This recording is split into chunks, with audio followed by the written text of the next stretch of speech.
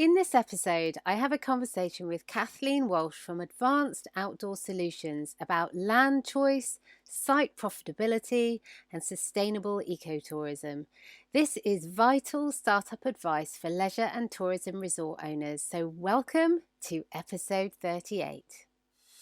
Glamping and unique holiday rentals are surging in popularity with the growing desire of customers to book holidays that deliver an experience.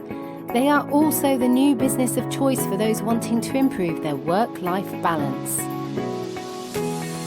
So how do you build a strong business like this that gives you the life you need and a great investment?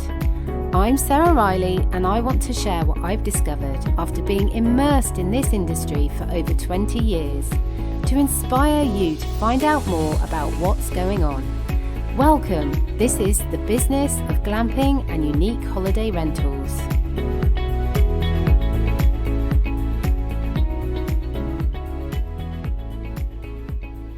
Hello and welcome to the show. It's really great to have you here. Thank you for joining me. I'm getting slightly hyped up. It's almost 2021 when I'm recording this. When you're listening, it's probably going to be 2021, and I don't know about you, but I have high hopes for what this year is going to bring, certainly in comparison to what we've experienced in 2020. So, keeping my fingers crossed that things are going to get good.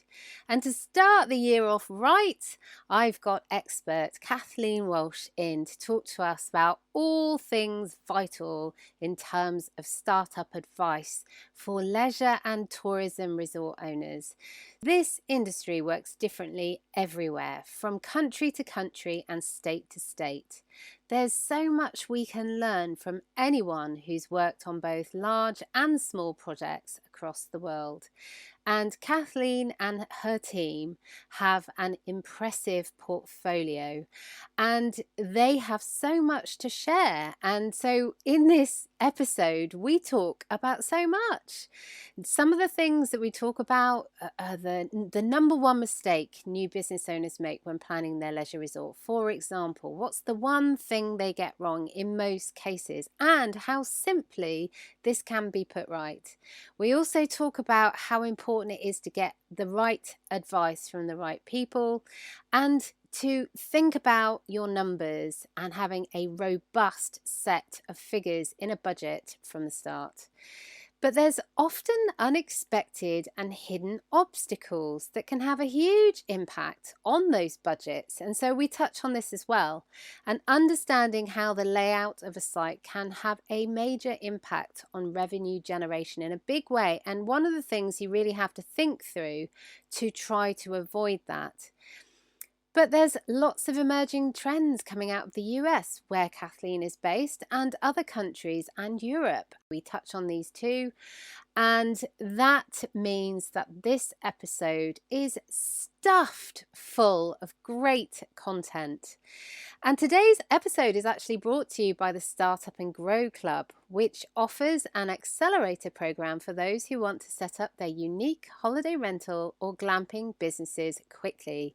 In fact, I've just come out of a session with the club just now, and I'm feeling really energized by everyone in the group, the stories they're sharing, the wins they're having, and things that we're starting to unpick around their specific issues. When setting up a new business in any field, in any industry, it really is no cookie cutter template that you can use. And that is never more relevant than in the glamping and unique holiday rental industry, because the offers being made are different. The structures are different. The location the business is in is different. And that means that you can't copy what others are doing. Certainly not without copying their mistakes too. So the best way to get through that is to get answers to your specific questions, and that's where the club helps out. And of course, when we have experts like Kathleen in the group, then her reputation precedes her. She is absolutely brilliant, and I was so honoured to have her on the show chatting to me about all things glamping, leisure, resorts, and all that kind of biz. So if that's what you're into, you're going to love this interview and I can't wait to share it with you. So I'm going to hop over there right now. I usually start with my clients around the time when they've either identified a piece of land or they're wanting to buy a piece of land. And we start walking them through all of the decisions they need to make and some of the challenges that they might face in that process. So tell me a little bit about that, because that Okay. sounds really intriguing.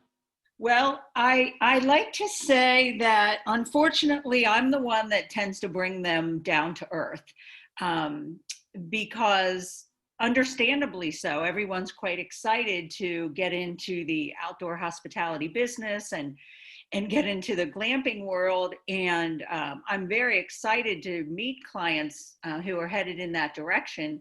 But I tend to be the numbers girl and the pragmatic one. So we have a lot of conversations around what does this look like as a business? Okay, we know what the vision in your head is, but how does this work as a business? And so I start walking them through that process. And I say that that's really where the rubber meets the road. And is this going to be viable as a revenue producing business? Absolutely. And I suppose that your background, you were telling me before, in accounting really helps with that, because knowing the numbers is essential, as we know. Yeah, my background for 20 years, I was a chief financial officer for a large developer, and I was also in charge of his construction projects. So it had to make financial sense for us to do it. We never really became emotionally connected to our properties. They had to make financial sense. And I find in the glamping world, it's often the opposite. There's a romanticism attached to it, and maybe the hard truths of the numbers and the challenges with developing haven't been explored. And so I tend to be the one that brings that dose of reality. Yeah, absolutely. And it really does need to have someone doing that. But people do get so passionate, don't they, about this industry and why they want to set up this type of business. And I can understand that to a point, but it does need to make money. And so when you're going through this whole process with them, as you said, you would help them first understand what type of land they might need, and then even help them go out and actually find and source the land. Is that what you would do? We do, yes. And the reason is because the number one mistake we see our clients make is overpaying for land. And if you overpay for your land, then you've put yourself in a hole before you've even gotten started. So overpaying for land immediately puts pressure on the business to perform in a way that maybe that area is not set up to perform in that manner. So buying your land at the right price is key to the financial success of the property. So we try to get involved with our clients very early on. Maybe they've identified a piece of land, and in the US, they're ready to put in an LOI, or what we call a letter of intent, which is sort of like a promise ring. You're interested in the property, you may buy the property, but you haven't married the property yet. It gives us a study period time where we can see, does it make sense for what you want to do? And so when you're going through that process, what types of things would you be looking for? Would you be looking for the in the area, how much that type of service can command on a nightly basis? Would you be looking at the style of options, the type of business model, the style of glamping? Are these all things you would then be investigating during that time?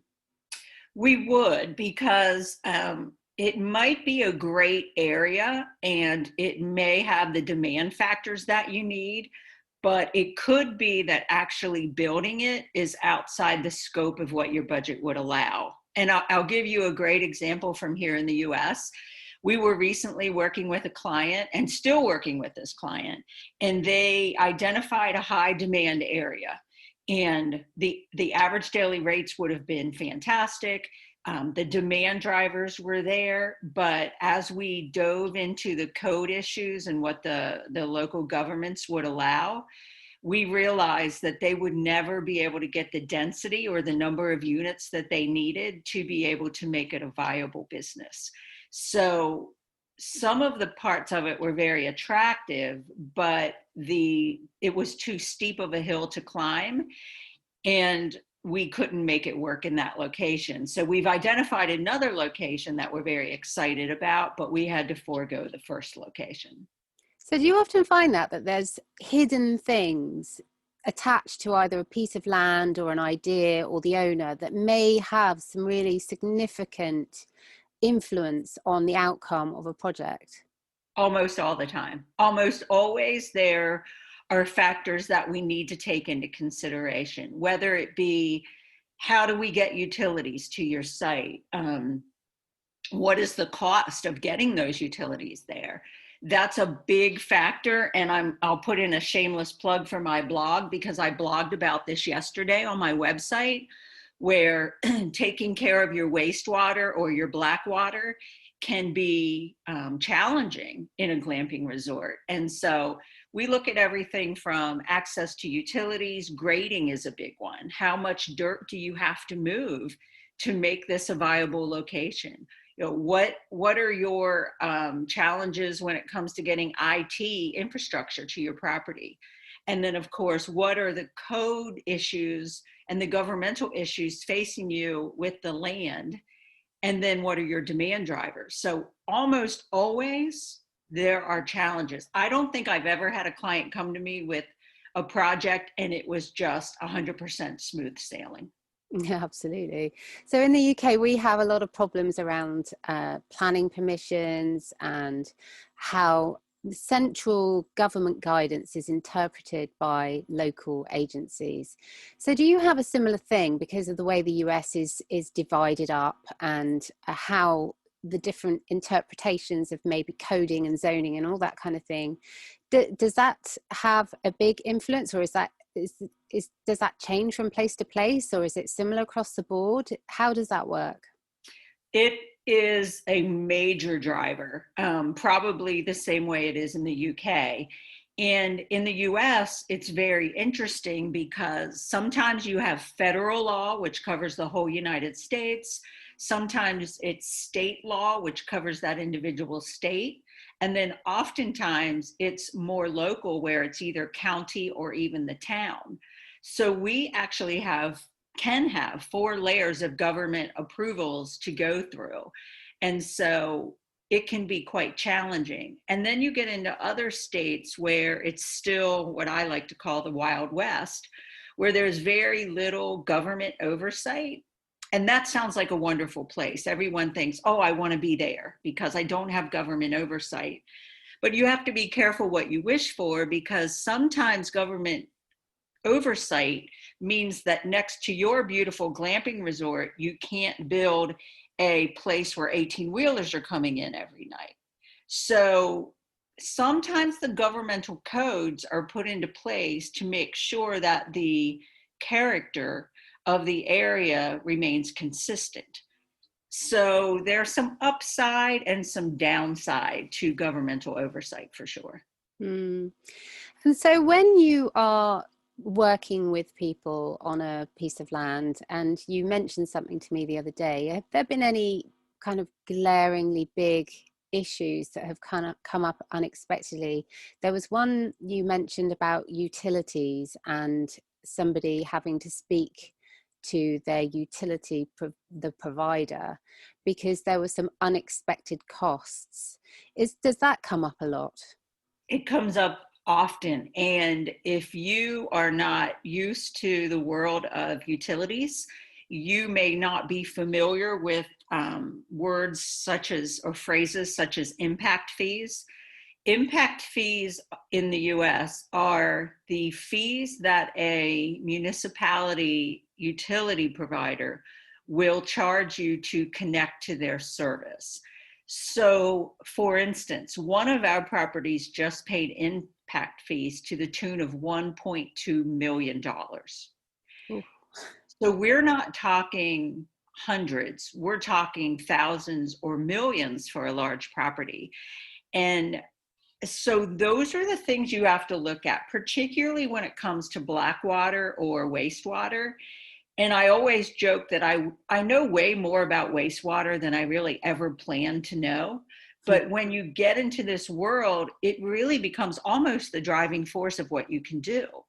So you have to educate yourself, whether it be if you're disposing of your wastewater privately on your own property, then you have to set aside valuable land for the drain fields or the drip fields. If you're building your own plant or your own processing plant on site, that comes with its own set of challenges and expenses. The very first one I ever built, the client thought it should cost $500,000 and it cost 1.9 million. Oof.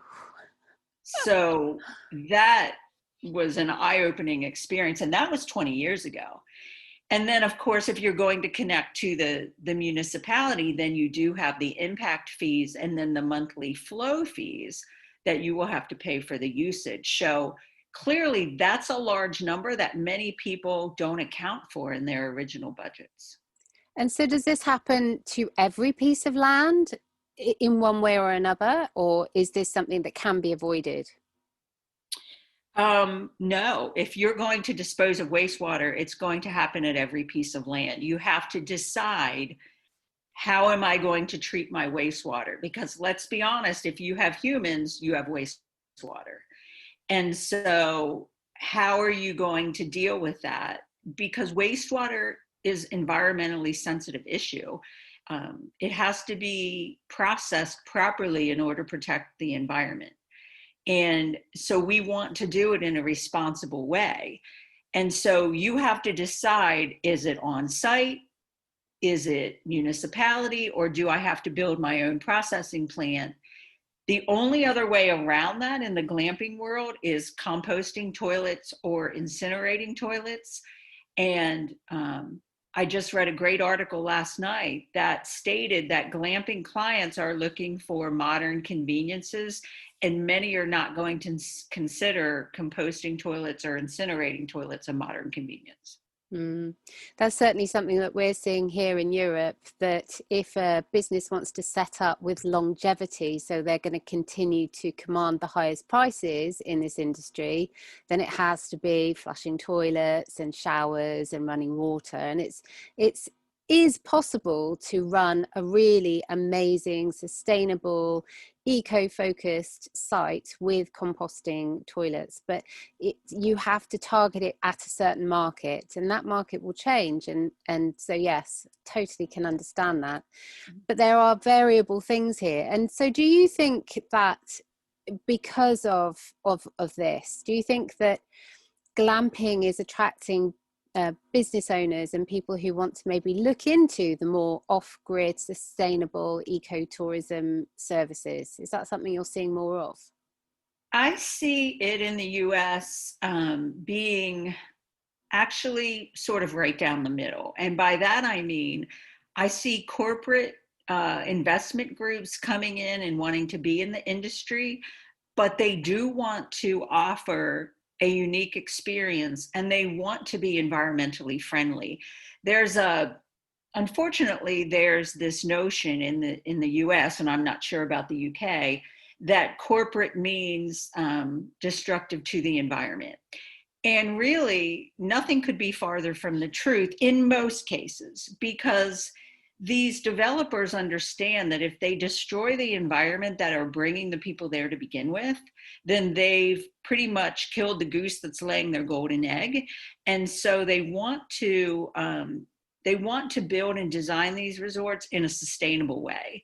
But they do want a higher average daily rate. And for them, that means putting in the more modern conveniences that at least the more discriminating guests here in the US are desiring. Mm. And so it sounds like you work with a lot of larger resort developers. And do you find there's a lot of people, say the smaller family owned, maybe 5 or 6 units coming into the market at the moment? Or is it more in the US about big resort sized developments? I really work with both. I would say that the majority of my clients are larger groups, but I certainly have my share of families that are getting into the industry, and I love working with both. The challenge I have sometimes with the smaller groups or the family groups is that they haven't looked at it from that financial perspective. They've looked at it as something that they want to get into because they're passionate about, which there's nothing wrong with that. But again, it has to make financial sense. I'm working with a family group, lovely, lovely couple here in the US. And as we sat down and talked through their resort, they have a wonderful idea of not wanting vehicles into their sanctuary. They want everyone to have to park at a central place and either hike or be shuttled to their accommodation.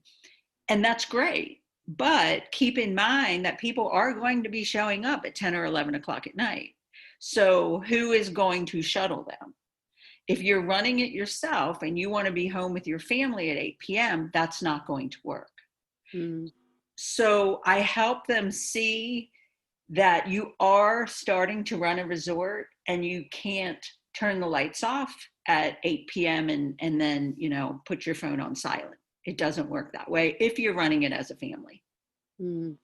Yeah, we see similar, and in the UK, particularly because of the weather we have is so varied, there's been some really amusing stories of people saying that they would turn up at the fixed time for the owner. The owner has stated a fixed time, and then they turn up many hours later in the middle of the night when it's raining and there's mud everywhere, and then they expect to be taken with their luggage to this area where, as you say, hasn't really been prepped in a way that they can easily get there at that time of night in those weather conditions. So Right. it's there are challenges for sure, and one of the things that we like to do is to actually walk through those challenges and to say, in this situation, in this scenario, what would happen? So it sounds very similar, as if you do exactly the same kind of thing. We do. And that's where your vision and reality are on a collision course. And so we like to walk through those things, as you stated, way ahead of opening. I Mm. hate surprises. I just don't like them in the hospitality world. We like to prepare and plan for all of the different nuances that are going to happen. So we do we walk our clients through those scenarios if you're going to be owner operator. When you get to the point that you can bring on some staff, then that changes the dynamic. But if you are owner operator, then you are on call 24/7 because if you're a larger resort, you're running a small city. The first resort I ever managed was 400 units. Any given time, I had 3,000 people on site. And so I had to be prepared for everything. And that really was my boot camp for what we do today. Gosh, yes, that's an awful lot of people. And so are you seeing at the moment any new trends coming into this industry, in the glamping industry, maybe influenced by what's been happening in 2020 with the pandemic? Are you seeing anything else coming in terms of new structures or new approaches, new services, a different way of attracting guests? What are you seeing in the market that's of interest to you? Well, certainly, I always say I was, there's a song in the US, I was country before country was cool. Well, I was outdoor hospitality and glamping before it ever became popular. I started in it almost 20 years ago, way back in 2003. And so I had to be sort of ahead of the curve back then and do some things that now are becoming commonplace. For instance, all of the technology that we use now so that the experience can be contactless. So using technology to not only make the reservation, but maybe check the guest in, make sure their payments are taken, check them out remotely, give them things like access codes, Wi-Fi codes, all of those things electronically. It sounds rather cold and sterile because there's not a lot of interaction, but actually in this COVID world, it's been a great help to people. So we're seeing that. We're seeing the clients differ. Our clients used to be almost exclusively families and mom and pops, and about 4 years ago, that changed drastically to more investor groups, larger groups, Wall Street groups. So the client or our client has changed. And then making the guest feel comfortable that in this COVID world, they're entering an environment that's been properly maintained and sanitized. It was starting to happen prior to COVID, where you had the touchless paper towel dispensers, the touchless soap. But in this COVID world, it's just really important that your guests feel like they're in a sanitized, safe environment where they can enjoy their experience and not be at risk. Mm. And absolutely something we're seeing as well. And more to the point, we're finding that actually cleaning and those kinds of processes have never been used as a marketing tool, and now they are. And now, people want to know that before they'll buy from you. It's one of those conversion tools now in marketing that we can use to help secure new guests. And is that something you're seeing in the US too? Oh, absolutely. Absolutely. We're seeing that. And I travel a lot for work. I'm usually traveling every week, and it always amuses me that hotels or traditional lodging, they're using COVID as an excuse to not come into your room, not clean your room, not give you extra services. And I think that that's hilarious. If any time you should be cleaning my room every day, it's during COVID. So it's quite irritating to me that many in hospitality have used COVID as an excuse to offer subpar services, where with our clients, we do the opposite. We let them know we are cleaning, we are maintaining, we are going to take extra good care of you because of the situation we're in.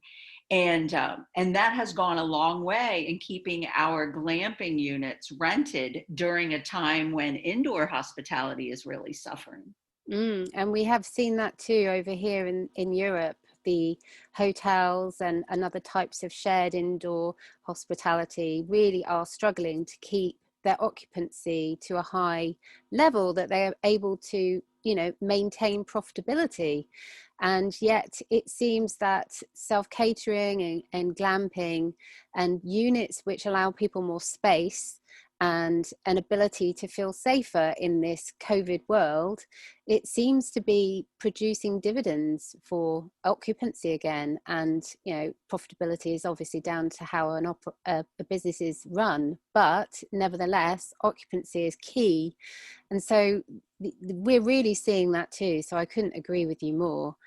Yeah, it's fascinating, isn't it? And Mm. really, I found even before COVID, if I could get someone out of a traditional hotel room and get them into one of my glamping units, I never lost them back to a hotel because they had an outdoor space. They often had an area for a campfire.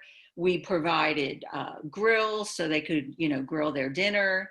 I don't know if you guys do outdoor grills that much in the UK, but of course it's a religion here in the US. And so having that outdoor space was key. And I really never lost them back to traditional lodging. And that was way before COVID.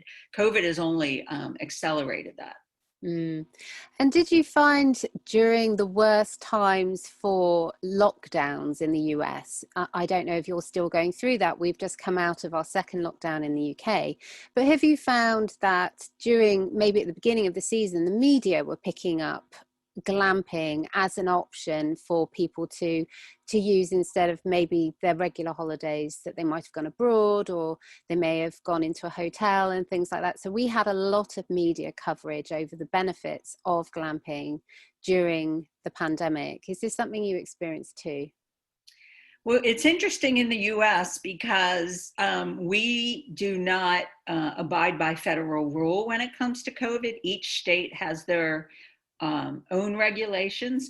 And that's great, but it's been so challenging for us. We have properties in almost every state.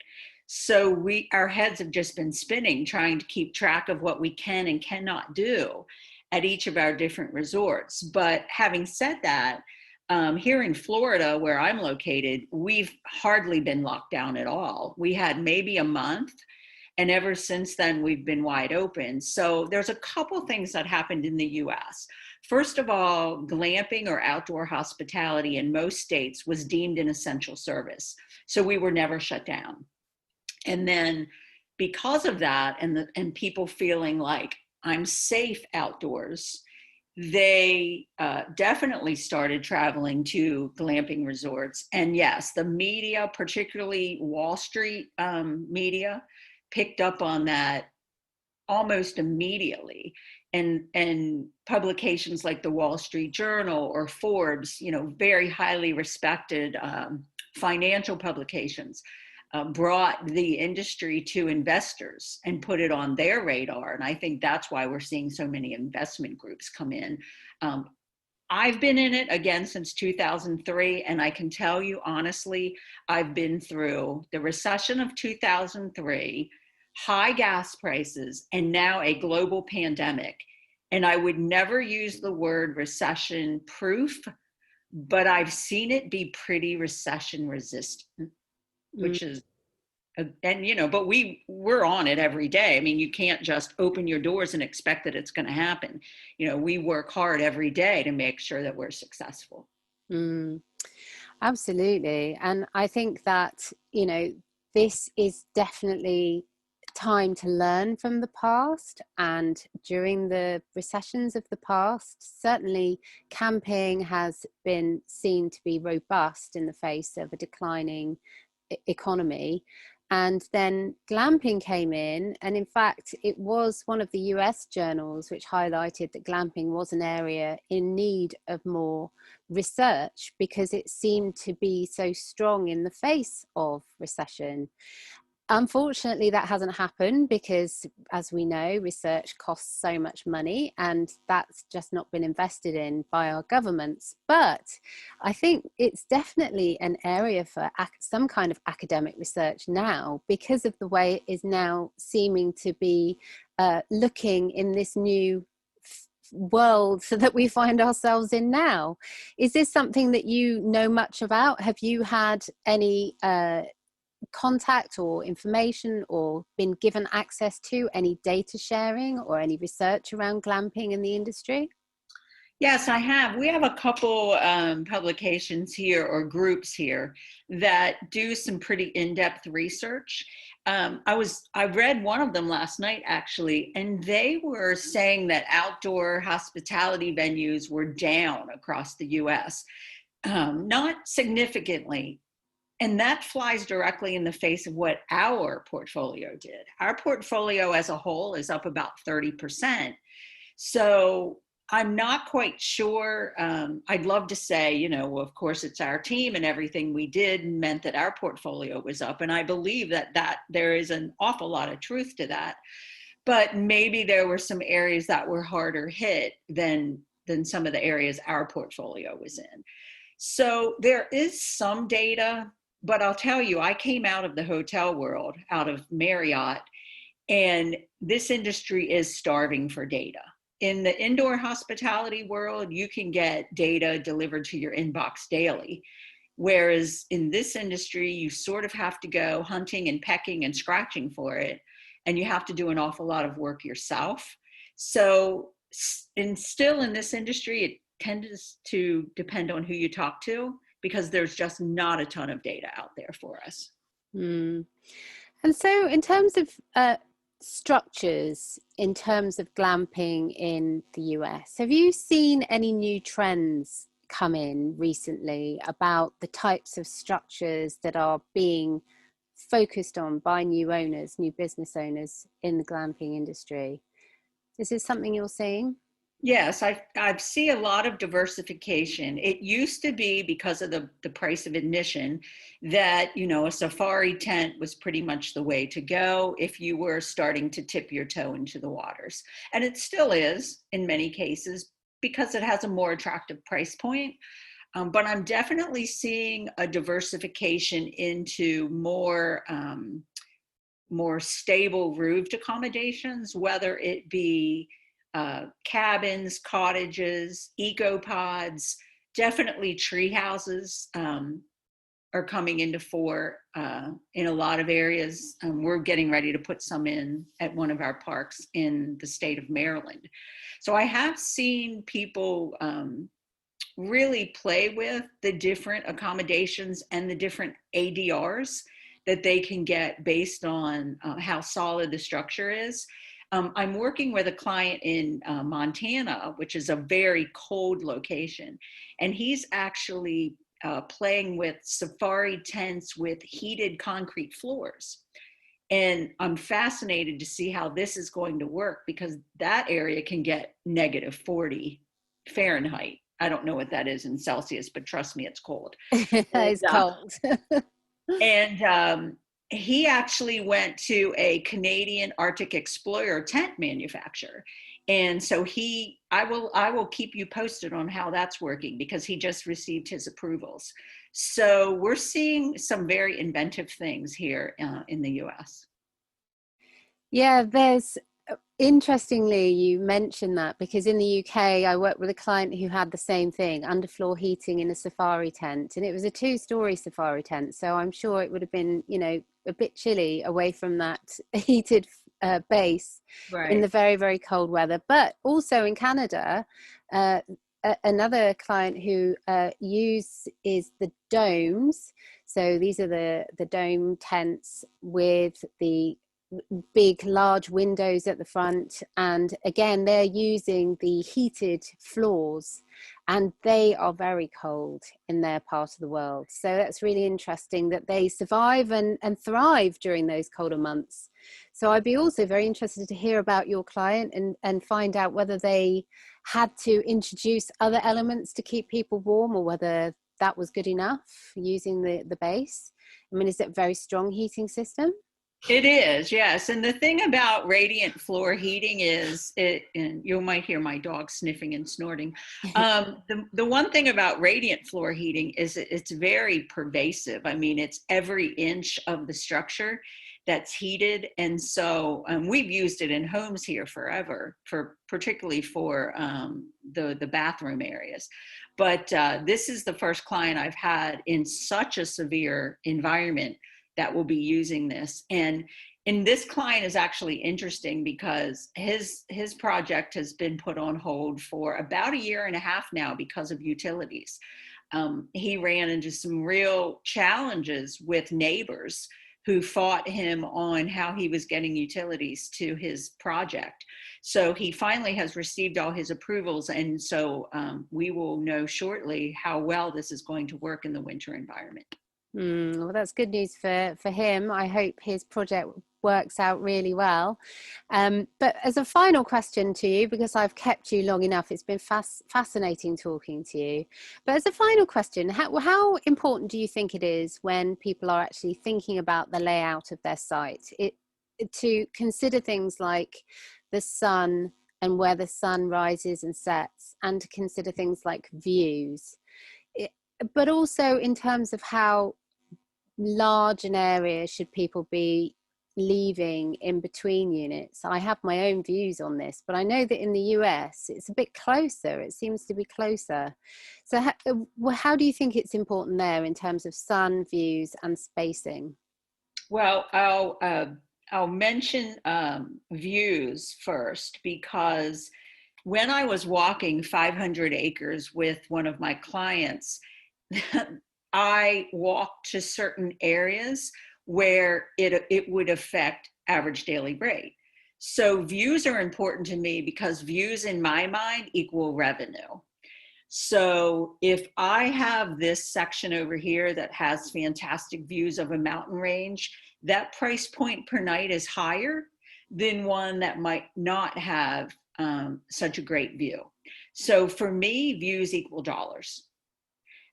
Always have, always will. because that's what a lot of people are paying for. So if you can lay out your resort in a way that you maximize views, then you can get a higher average daily rate by marketing the view, whether it be waterfront, mountain ranges, ski slopes, anything, sunsets, anything that's going to really capitalize on the views.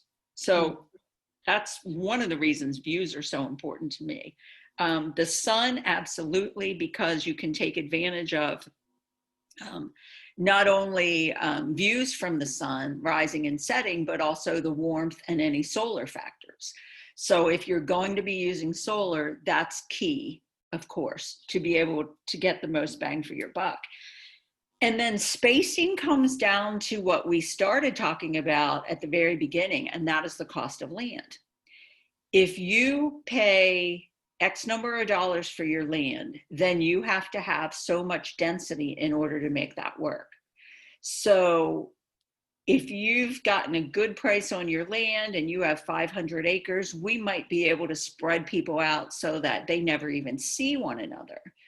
But if you have overpaid for your land and you have a smaller area, then we're going to have to get people in there enough so that you get a return on your investment. And I'm not talking about on top of one another, because that will affect your average daily rate. But I am saying that if your idea was 2 people per acre, but your land costs were high, we might have to go with 5 people per acre. So that's why when people ask that question, investors will ask me that question, there's no right answer. We have to look at the numbers. You can tell I'm a numbers person. Everything in my head is about numbers. And so it has to work from a numbers perspective.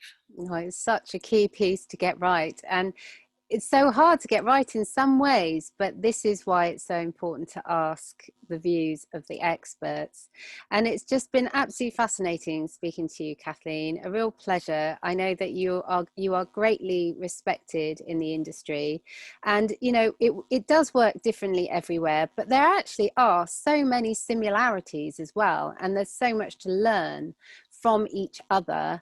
And so, yes, a really fascinating conversation there. Thank you so much, Kathleen. Thank you, Sarah. And I really hope as our post-COVID world gets into place that I can actually come over to the UK and do some of the shows in the UK, because I absolutely love traveling and have had several trips to Europe, of course, canceled because of COVID.